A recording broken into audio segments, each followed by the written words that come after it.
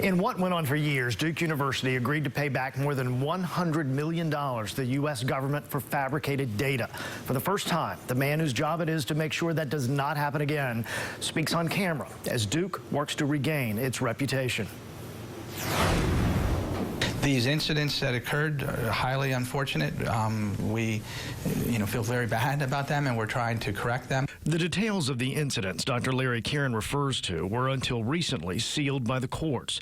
In a 58-page federal complaint, it's alleged that in order to get $112 million in federal grants, then Duke employee Erin Potts-Cant faked her research.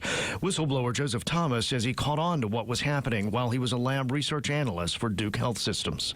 Anytime you see something like what happened, it is shocking, and it is extraordinarily unusual for a place like Duke. And so we're trying to learn from that. We're trying to ask ourselves, how could this have happened? How could we have caught it earlier? What processes can we put in place to assure it doesn't happen again? Filling a newly created position, Dr. Karen is overseeing more than $1 billion worth of research a year that includes both the university and its health system. According to federal court records, Erin Potts-Cant worked in the health system's pulmonary division. Her manipulated data was published by 38 publications and tainted 417 scholarly articles, all the while using that false data to get millions of dollars in federal grant money. Duke University eventually discovered she'd also embezzled some of those funds.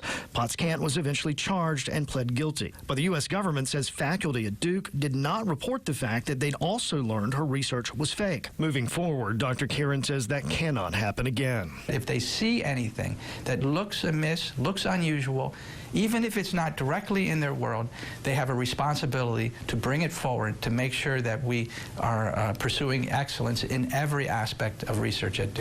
Which is exactly what did not happen with other members of the faculty who weren't necessarily involved in the research itself, who didn't report it. So it's the absolute details I'm not really prepared to get into, but I think people believe that there was opportunity to catch this early, that people should have recognized. The fix, he says, is a culture shift. When everybody at Duke feels a sense of ownership, a sense that everyone at Duke is responsible for quality, then we will have a high-performing organization. And that is what we're focused on. That's what we're working toward. As part of the settlement with the U.S. government, Duke agreed to pay back $112.5 million for a scheme that went on from 2006 to 2013.